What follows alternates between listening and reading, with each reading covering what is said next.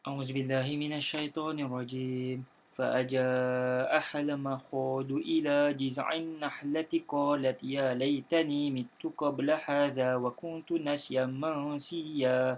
Sadaqallahul Azim. Surah Maryam ayat yang 23. Maksudnya, kemudian rasa sakit untuk bersalin memaksanya bersandar pada pangkal pohon kurma.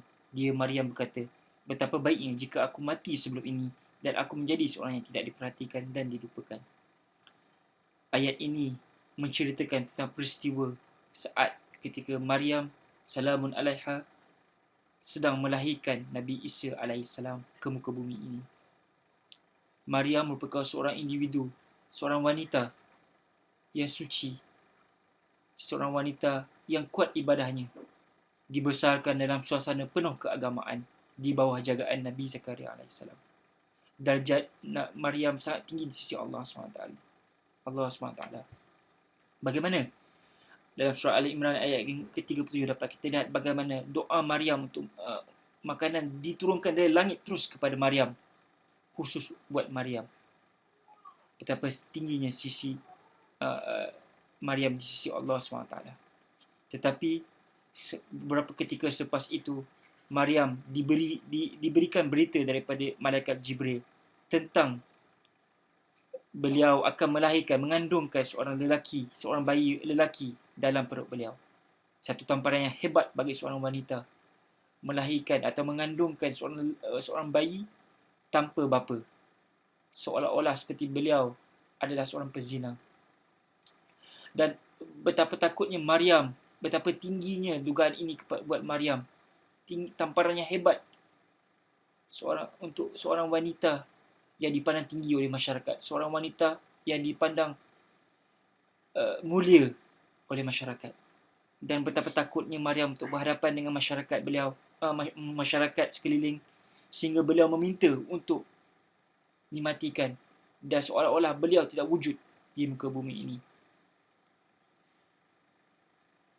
Betapa takutnya, betapa hebatnya dugaan Allah yang dihadapi oleh Maryam, yang diturunkan oleh Allah SWT.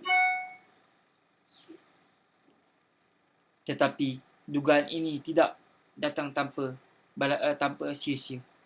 Darjat Maryam terus diangkat tinggi oleh Allah SWT. Setiap kali nama Nabi Isa disebut dalam Al-Quran, hampir setiap kali nama Nabi Isa disebut dalam Al-Quran akan dituruti dengan nama Maryam, Isa ibni Maryam. Tambahan juga ada surah khusus untuk Maryam sendiri. Pengajaran yang boleh kita ambil daripada kisah ini, pengajaran pertama adalah darjat atau sudut pandang manusia terhadap kita adalah tidak langsung sama dengan darjat atau sudut pandang Allah terhadap kita. Di sini kita dapat lihat bagaimana apabila Maryam pulang kepada masyarakat beliau, kepada masyarakat membawa seorang bayi, beliau dihina, dicerca sebagai seorang penzina. Tetapi darjatnya di sisi Allah sangat-sangat tinggi. Pengajaran yang kedua, dugaan yang kita hadapi di dunia ini tidak semesti sesuatu yang kita ingini, sesuatu yang kita hayati, bukan sesuatu yang kita minta. Sama juga dengan kisah Maryam. Beliau seorang yang sangat suci, sangat tinggi di sisi Allah, tetapi Allah kurniakan, Allah turunkan satu dugaan yang sangat tinggi bagi seorang wanita, melahirkan seorang anak tanpa bapa.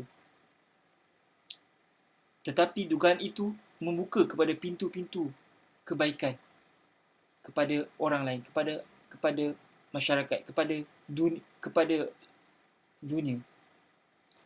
Dugaan yang dilalui oleh Maryam ini melahirkan seorang Rasul Allah SWT, Nabi Isa alaihissalam, yang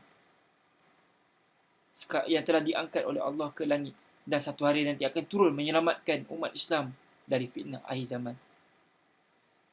Pengorbanan Maryam melahirkan Nabi Isa tidak akan sia-sia, membuka pintu kepada membuka peluang, melahirkan seorang Rasul Allah SWT ke muka bumi ini yang satu hari nanti akan menyelamatkan umat seluruh alam.